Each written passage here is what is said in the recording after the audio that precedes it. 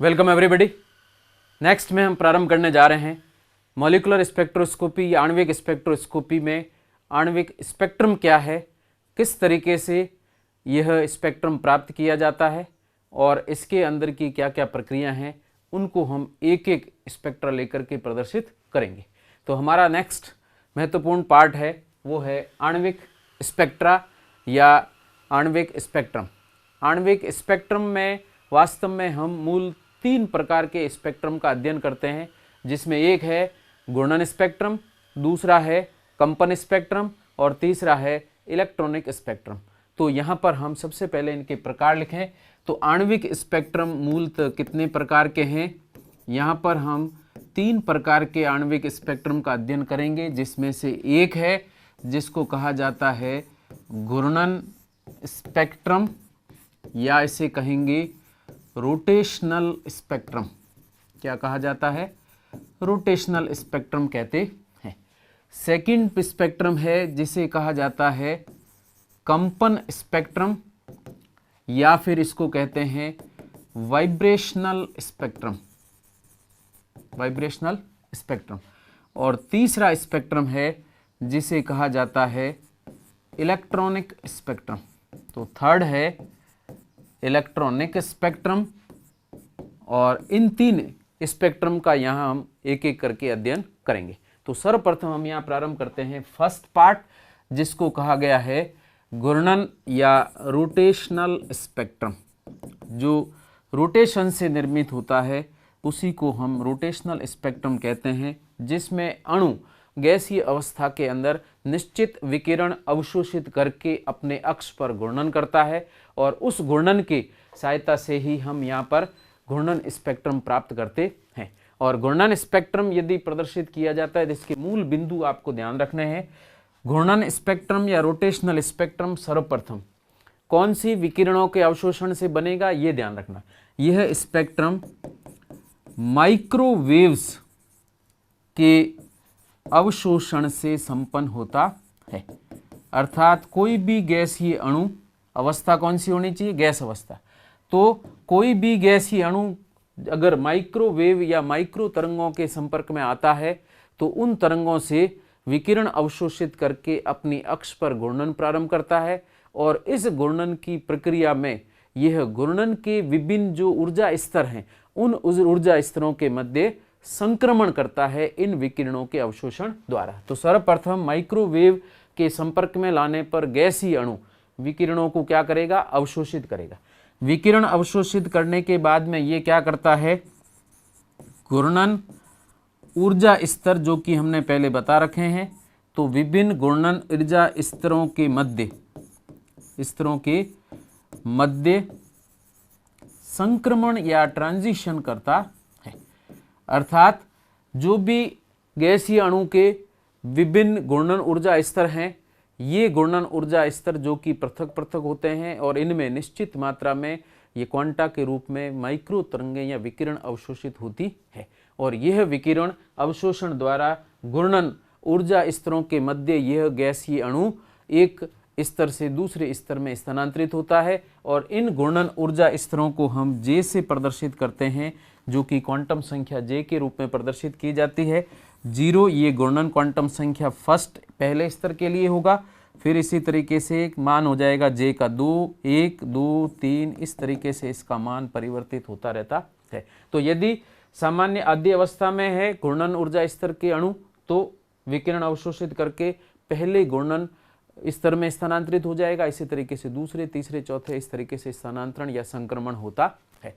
और चूंकि इन संक्रमणों में आवश्यक ऊर्जा माइक्रो तरंगों के बराबर होती है और गैसीय अणु माइक्रो तरंगों को अवशोषित करके ये स्पेक्ट्रम उत्पन्न करता है, इसलिए इस स्पेक्ट्रम को हम घूर्णन स्पेक्ट्रम के साथ साथ हम माइक्रोवेव स्पेक्ट्रम भी कहते हैं। तो इसका दूसरा नाम क्या हो जाएगा?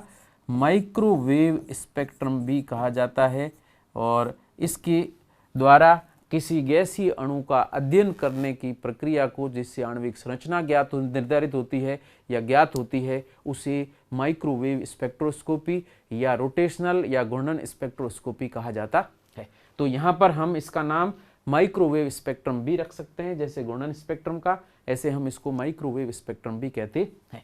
इसकी प्रकृति क्या है वो भी आपको ध्यान रखनी है। तो माइक्रोवेव स्पेक्ट्रम या घूर्णन स्पेक्ट्रम या स्पेक्ट्रोस्कोपी की जो हम बात कर रहे हैं, उसमें कौन से अणु माइक्रोवेव सक्रिय होंगे तथा यह किन परास के मध्य विकिरण है उनको अवशोषित करता है। तो सर्वप्रथम घूर्णन स्पेक्ट्रम में हम ले रहे हैं माइक्रोवेव की तरंग दैर्ध्य परास, तरंग दैर्ध्य अर्थात लैम्डा, और लैम्डा की परास अगर हम प्रदर्शित करें तो यह 10⁻⁻² सेंटीमीटर से लेकर के 1 सेंटीमीटर के मध्य इनका तरंग दैर्ध्य होता है। तो इस तरंग दैर्ध्य के मध्य की ऊर्जा विकिरणों को हम माइक्रो तरंगें कहते हैं, और इस परास की विकिरण अवशोषित करके गैसीय अणु मुक्त अवस्था में अपने अक्ष पर घूर्णन करता है और घूर्णन स्पेक्ट्रम प्राप्त होता है। इसी तरीके से अगर नेक्स्ट बात की जाए तो हम उसमें प्रदर्शित करते हैं कि कौन से गैसीय अणु हैं जो ये विकिरण अवशोषित करके अपने ऊर्जा स्तरों के मध्य संक्रमण दर्शाते हैं। तो उसमें आपको ध्यान रखना है स्थायी द्विध्रुव आघूर्ण, स्थायी द्विध्रुव आघूर्ण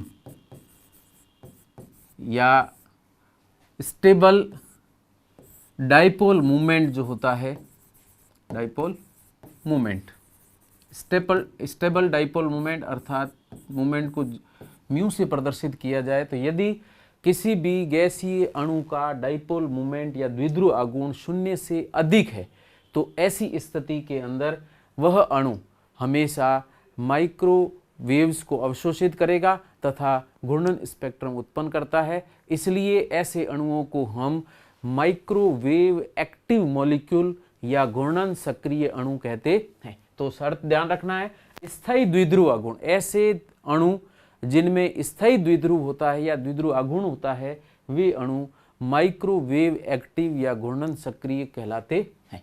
तो स्थायी द्विध्रुव आघूर्ण के अणु कैसे होंगे?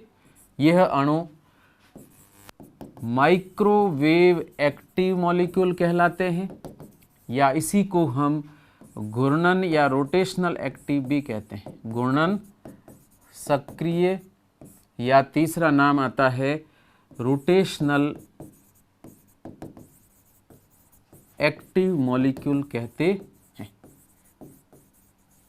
मॉलिक्यूल या सक्रिय अणु कहा जाता है। तो इंपॉर्टेंट आपको ध्यान रखना है, वे अणु जो जिनमें स्थायी द्विध्रुव उपस्थित होता है वे अणु ही वास्तव में क्या होते हैं? माइक्रोवेव सक्रिय अणु कहलाते हैं, घूर्णन सक्रिय अणु कहलाते हैं, और वही अणु घूर्णन स्पेक्ट्रम प्रदर्शित करते हैं। उदाहरण के रूप में यदि प्रदर्शित किया जाए तो HCl ध्रुवीय अणु है, HBr ध्रुवीय अणु है, SO2 ध्रुवीय अणु है, HI ध्रुवीय अणु है, कार्बन मोनोऑक्साइड ध्रुवीय अणु है, NS ध्रुवीय अणु है, NO2NO ध्रुवीय अणु है। तो इस तरीके से जो भी स्थायी द्विध्रुव आघूर्ण युक्त गैसीय अवस्था में अणु है वे अणु इस प्रकार के घूर्णन स्पेक्ट्रम को प्रदर्शित करते हैं, और इनके लिए शब्द आपको ध्यान रखना है, घूर्णन सक्रिय अणु कहलाते हैं। कई बार एग्जाम पूछे जाते हैं कि घूर्णन सक्रिय अणु कौन से हैं, 2 के या 3 एग्जाम्पल दीजिए या निम्न में से घूर्णन सक्रिय अणु पहचानिए। तो यहाँ पर आपको ध्यान रखना है जिनके द्विध्रुव आघूर्ण का मान 0 से अधिक या जिनमें द्विध्रुव आघूर्ण पाया जाता है वे घूर्णन सक्रिय अणु कहलाते हैं। इसके अलावा ध्यान रखना है घूर्णन अक्रिय अणु कौन से होंगे वो भी आपको ध्यान रखना है। तो घूर्णन अक्रिय अणु उन अणुओं को कहा जाता है जिनके द्विध्रुव आघूर्ण का मान 0 होता है। जैसे अगर हम कार्बन डाइऑक्साइड की बात करें या इसकी जगह hydrogen, nitrogen, oxygen, chlorine, diatomic molecule यहाँ पर दिए हैं, ट्राई एटॉमिक मॉलिक्यूल दिए हैं, तो ये सभी अणु यहाँ पर कैसे अक्रिय होंगे? घूर्णन अक्रिय प्रकृति के अणु हैं। इसकी जगह आप CH4 ले सकते हैं, CCl4 ले सकते हैं। तो इस प्रकार से वे अणु जिसमें द्विध्रुव आघूर्ण नहीं होता है वे घूर्णन अक्रिय, और जिनमें द्विध्रुव आघूर्ण होता है वे घूर्णन सक्रिय अणु कहलाते हैं। तो ऊपर की लाइन में दिए गए अणु घूर्णन सक्रिय और नीचे जो एग्जाम्पल दिए हैं ये घूर्णन अक्रिय अणु कहलाते हैं। नेक्स्ट हम बात करते हैं, अगर घूर्णन स्पेक्ट्रम की बात की जाए तो हम ध्रुवीय अणु लेके ही घूर्णन स्पेक्ट्रम प्रदर्शित करेंगे और यहाँ पर अपन केवल द्विपरमाणुक अणु के बारे में ही घूर्णन स्पेक्ट्रम पढ़ेंगे। तो द्विपरमाण्विक अणु, द्विपरमाण्विक अणु अर्थात दो परमाणु युक्त अणु लेना है और का घूर्णन स्पेक्ट्रम हम यहाँ पर पढ़ेंगे। और कौन से अणु लेने हैं? घूर्णन सक्रिय अणु लेने हैं, लेकिन कौन से? द्विपरमाण्विक अणु घूर्णन सक्रिय लेकर के हम घूर्णन स्पेक्ट्रम का अध्ययन करते हैं। इनमें सामान्य परिस्थितियां देखी जाए तो ध्रुवीय अणु या सामान्य अणु को यदि घूर्णित किया जाता है तो इनके मध्य उपस्थित बंध रिजिड या दृढ़ नहीं होता है, इसलिए घुमाने पर यह अपने बंध लंबाई में परिवर्तन दर्शाता है। इसलिए हम यहाँ पर इन द्विपरमाण्विक अणुओं का अध्ययन दो हेडिंग्स में करते हैं। नंबर 1, जिसमें हम दो परमाणुओं के मध्य के बंध को रिजिड या दृढ़ मान करके इनके घूर्णन स्पेक्ट्रम का अध्ययन करेंगे और दूसरे के अंदर इसको अदृढ़ या नॉन रिजिड मॉलिक्यूल मान करके उसका अध्ययन करेंगे। तो फर्स्ट हमारा हेडिंग हो जाएगा यहाँ पे दृढ़ घूर्णक के रूप में द्विपरमाणुक अणु, दृढ़ घूर्णक के रूप में द्विपरमाण्विक अणु, अर्थात हम पहले में ले रहे हैं रिजिड रोटेटर के फॉर्म में डाई एटॉमिक मॉलिक्यूल, ऐसा अणु जिसमें अपने अक्ष पर घूर्णन के समय बंध लंबाई में कोई परिवर्तन नहीं होता है, यह मानते हुए हम स्पेक्ट्रम का अध्ययन करेंगे। सेकंड के अंदर हम लेंगे अदृढ़ घूर्णक, अदृढ़ घूर्णक के रूप में हम द्विपरमाणुक अणु लेकर के चलें तो इसके लिए हो जाएगा नॉन रिजिड रोटेटर। तो हम दोनों के लिए अलग अलग प्रक्रिया लेके चलेंगे। एक में नॉन रिजिड रोटेटर मानते हुए द्विपरमाणुक अणु के अंदर घूर्णन कैसे होता है, घूर्णन ऊर्जा स्तरों के मान क्या क्या होंगे, उनके मध्य संक्रमण की ऊर्जाएं कितनी होगी, इसका हम अध्ययन करते हैं। तो हम इन दोनों में से फर्स्ट लेकर प्रारंभ करते हैं दृढ़ घूर्णक या रिजिड रोटेटर के रूप में डाई एटॉमिक मॉलिक्यूल। तो पहला लीजिए दृढ़ घूर्णक या रिजिड रोटेटर। जब रिजिड रोटेटर की बात की जाती है तो इन दो परमाणुओं के मध्य हम ले रहे हैं सिर्फ द्विपरमाण्विक अणु की ही बात कर रहे हैं, जिसमें एक परमाणु छोटा है दूसरा परमाणु बड़ा है। तो इस रिजिड रोटेटर में छोटे परमाणु और बड़े परमाणु के मध्य ये बंध लंबाई है, दोनों के केंद्रों को जोड़ते हुए ये बंध लंबाई प्रदर्शित करनी। इसमें लिया गया पहला परमाणु A, दूसरा परमाणु मैं मानता हूँ B। पहले परमाणु का यदि परमाणु द्रव्यमान M1, दूसरे परमाणु का परमाणु द्रव्यमान है M2, इन दोनों के मध्य की जो बंध लंबाई है अर्थात A से B की दूरी यदि मैं प्रदर्शित करूं तो इन दोनों के मध्य की दूरी मान लीजिए कितनी है, स्मॉल लेटर r, और इसी को हम नाम देते हैं बंध लंबाई कहा जाता है। तो यहाँ पर बंध लंबाई कितनी है, इस A B ध्रुवीय अणु जिसमें A और B भिन्न परमाणु हैं, द्रव्यमान M1 M2 है, इनके मध्य की बंध लंबाई को हम स्मॉल लेटर r से प्रदर्शित करते हैं। चूंकि परमाणु अलग अलग है तो इनका गुरुत्व केंद्र भी एक निश्चित दिशा में स्थित होगा और यहाँ पर मैं डॉट लगा के प्रदर्शित करता हूँ कैपिटल लेटर G, और इसको कहा गया है गुरुत्व केंद्र, जहाँ से ये दोनों परमाणु युक्त अणु क्या है, संतुलित है। तो ध्यान रखना है गुरुत्व केंद्र G से यह दोनों परमाणु कैसे हैं, संतुलित है। और इस गुरुत्व केंद्र G से गुजरती हुई एक निश्चित अक्ष, इसके लिए शब्द मैं काम में ले रहा हूँ एक्सिस या अक्ष, इस अक्ष के सापेक्ष यह अणु क्या करता है, घूर्णन करता है और इसी को हम गुरुत्व केंद्र G के रूप में प्रदर्शित करते हैं। इस गुरुत्व केंद्र G और B के केंद्र के मध्य की दूरी यहाँ पर R2 से प्रदर्शित कर रहा हूँ मैं, और गुरुत्व केंद्र G और A के मध्य की दूरी को हम R1 से प्रदर्शित करते हैं। अर्थात गुरुत्व केंद्र से परमाणु A का नाभिक R1 दूरी पर और परमाणु B का नाभिक R2 दूरी पर स्थित है। तो इस प्रकार से एक द्विपरमाणविक दृढ़ घूर्णक को हमने इस रूप में प्रदर्शित किया है और इसमें आपको स्थिरांक ध्यान रखने हैं। R1 R2 गुरुत्व केंद्र से क्रमशः A और B की दूरी को दर्शाता है। A और B के मध्य की दूरी को कैपिटल R से प्रदर्शित किया गया है। A और B परमाणुओं के मध्य गुरुत्व केंद्र G से ये परमाणु का द्विध्रुव या घूर्णक जो हम प्रदर्शित कर रहे हैं यह संतुलित है और इस पूरी प्रक्रिया के अंदर M1 M2 A और B के परमाणु द्रव्यमानों को प्रदर्शित करते हैं। अब यदि इस द्विध्रुव या द्विध्रुव दृढ़ घूर्णक पर यदि माइक्रो तरंगें आपतित की जाती है तो उन तरंगों से विकिरण ऊर्जा अवशोषित करके यह घूर्णक अपने अक्ष पर घूर्णन करना प्रारंभ करता है, चाहे क्लॉकवाइज या एंटी क्लॉकवाइज घूर्णन प्रारंभ करेगा।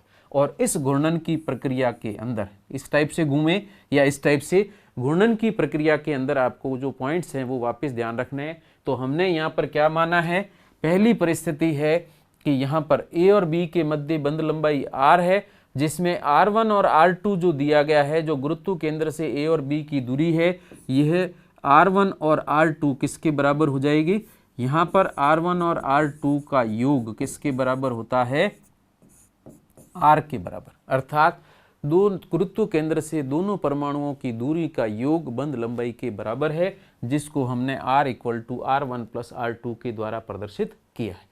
दूसरे में दोनों परमाणु अपने अक्ष पर क्या कर रहे हैं, घूर्णन कर रहे हैं। तो घूर्णन करने से जड़त्व आघूर्ण उत्पन्न होता है। तो यहाँ पर इस दृढ़ घूर्णक का यदि मैं जड़त्व आघूर्ण प्रदर्शित करता हूँ या मोमेंट ऑफ इनर्शिया प्रदर्शित किया जाए तो जड़त्व आघूर्ण I को हम प्रदर्शित करते हैं m1r1² + m2r2² के द्वारा प्रदर्शित किया जाता है और इसको मैं लिखता हूं समीकरण नंबर 2।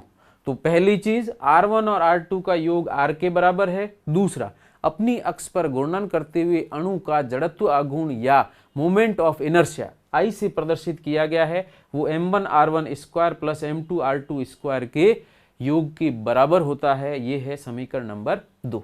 तीसरी परिस्थिति आती है कि दिया गया ये दृढ़ घूर्णक जो हमने मान रखा है ये अपनी अक्ष पर संतुलित है और ऐसी स्थिति के अंदर ये इसके लिए m1 और r1 का मान हमेशा m2r2 के बराबर होता है। इसको हम मानते हैं समीकरण नंबर 3। तो हमें प्रारंभिक 3 समीकरण संबंध ध्यान रखने हैं। पहला, R1 R2 का योग R के बराबर।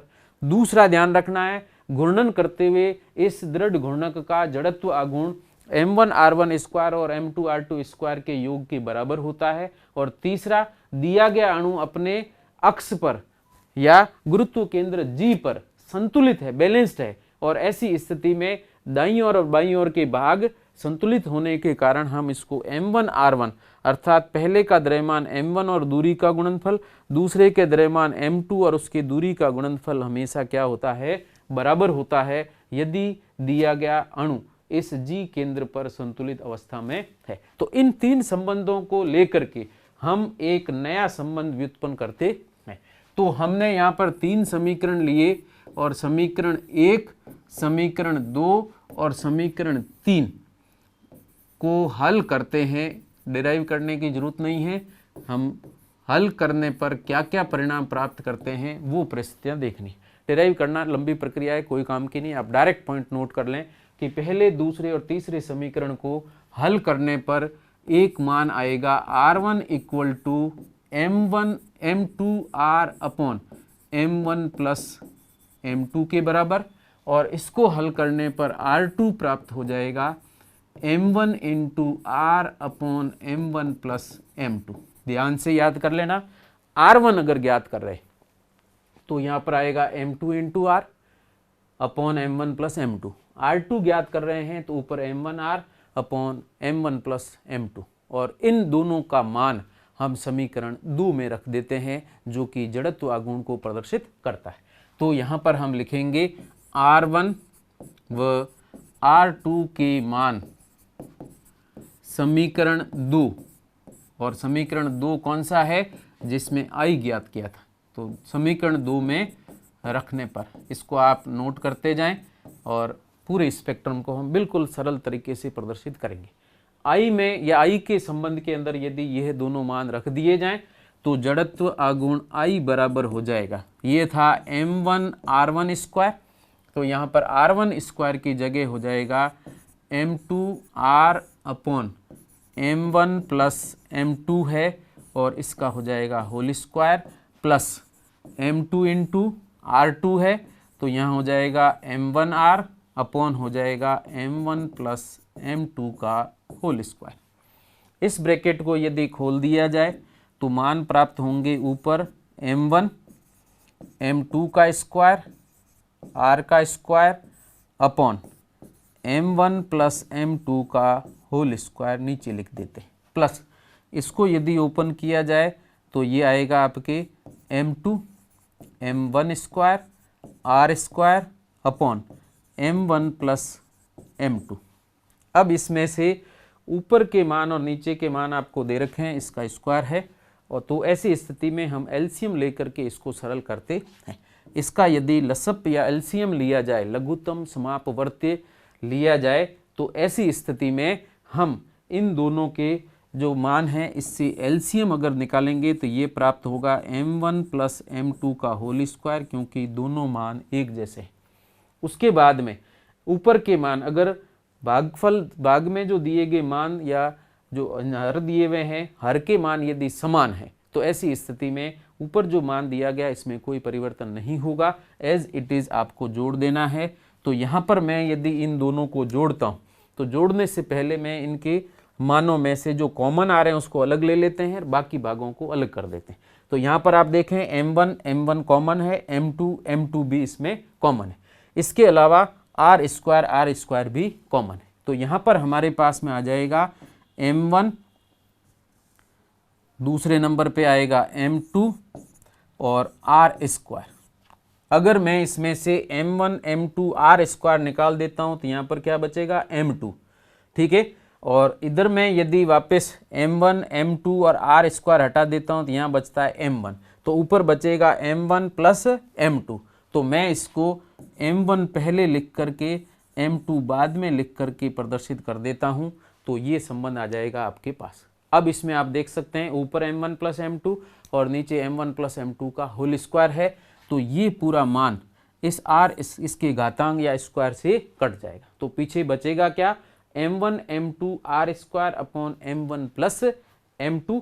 इसको मैं यहाँ दोबारा प्रदर्शित करता हूँ, तो I बराबर हमारे पास में संबंध आया है m1 m2 upon m1 plus m2 into है r स्क्वायर के बराबर, और यहाँ पर जो m1 into m2 upon m1 plus m2 दिया गया है इसे हम नए संबंध म्यू के रूप में प्रदर्शित करते हैं, और ये दिया गया म्यू समानित द्रव्यमान कहलाता है, समानित द्रव्यमान कहलाता है, और या फिर इसको हम रिड्यूस्ड मास के रूप में प्रदर्शित करते हैं।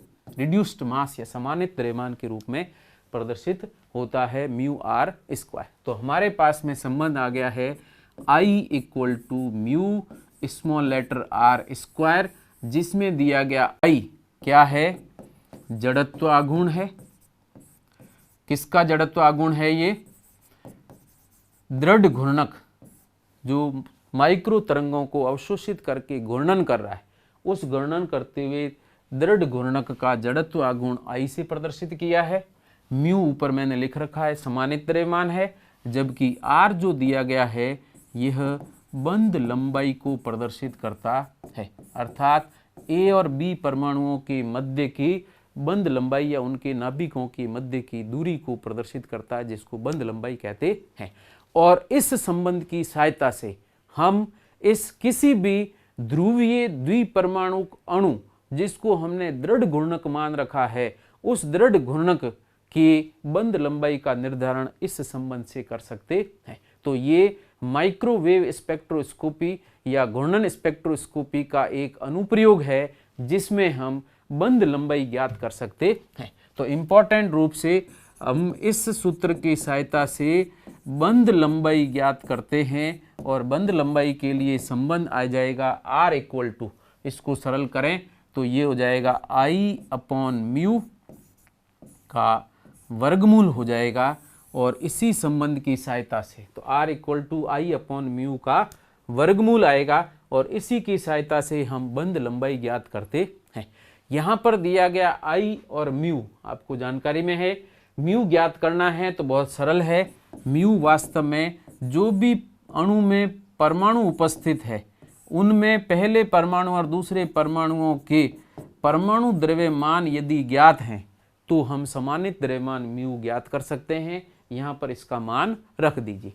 इसकी जगह यदि मैं आई जड़त्व आघूर्ण ज्ञात करना चाहूँ तो जड़त्व आघूर्ण हम घूर्णन स्पेक्ट्रम की सहायता से प्राप्त करते हैं या उनके मध्य संक्रमण ऊर्जा की सहायता से ज्ञात करते हैं। और आई के लिए संबंध आता है h upon 8 pi square b c के रूप में इसको प्रदर्शित करते हैं, जहाँ पर h प्लांक नियतांक है, 8 कांस्टेंट है, पाई कांस्टेंट है, b जो दिया गया है घूर्णन स्थिरांक कहलाता है और जबकि c स्मॉल लेटर में दिया है यह c प्रकाश के वेग को प्रदर्शित करता है। तो इसमें केवल b को छोड़ करके h, c, पाई और 8 कांस्टेंट है और यदि इन कांस्टेंट्स के मान रख दिए जाएं तो h का मान होता है 6.626 into 10 to the power -34 joule second के बराबर। इसके अलावा c दिया गया है ये 3 into 10 to the power 8 metre प्रति सेकंड के बराबर होता है। पाई का मान 22/7 है और इनको अगर रख करके हल किया जाए तो यह मान प्राप्त होता है 2.8 into 10 to the power -44 divided by b और इसका मात्रक हो जाएगा किलोग्राम मीटर स्क्वायर। तो इस तरीके से हम इसको प्रदर्शित करते हैं और यह मान अब इसमें जो b दिया गया है मैं यहाँ पर नोट कर देता हूँ। b जो दिया गया है यह घूर्णन स्थिरांक या रोटेशनल कांस्टेंट है। घूर्णन स्थिरांक या रोटेशनल कांस्टेंट है और इस रोटेशनल कांस्टेंट का मान हम घूर्णन स्पेक्ट्रम से प्राप्त करते हैं। और यदि हम उस द्विपरमाणविक अणु का स्पेक्ट्रम प्राप्त करने के बाद उसके अध्ययन से हम b का मान ज्ञात कर लें तो हम दिए गए किसी भी ध्रुवीय द्विपरमाणु अणु जिसको रिजिड रोटेटर या दृढ़ घूर्णक मान रखा है उसकी बंध लंबाई ज्ञात कर सकते हैं। तो इस तरीके से घूर्णन स्पेक्ट्रम की सहायता से बंध लंबाई का यहाँ तक निर्धारण बहुत इंपॉर्टेंट है और ये एक एप्लीकेशन के रूप में भी प्रदर्शित किया जाता है। इसके ऊपर न्यूमेरिकल क्वेश्चंस भी आते हैं। यदि b का मान दिया है तो I या R ज्ञात कर सकते हैं और R की सहायता से हम बंध लंबाई को प्रदर्शित करते हैं। ऐसे ही हम इसी टॉपिक को आगे लेके चलेंगे और यहाँ तक आपको बहुत महत्वपूर्ण पार्ट है, यहाँ तक याद रखना है। और नेक्स्ट में हम घूर्णन ऊर्जा स्तर, उनकी ऊर्जाएं और उनके संक्रमण ऊर्जाओं का मान और घूर्णन स्पेक्ट्रम और उसमें जो विभिन्न लाइनें हैं उनकी प्रकृति क्या होती है इसके बारे में चर्चा करेंगे। Thank you so much.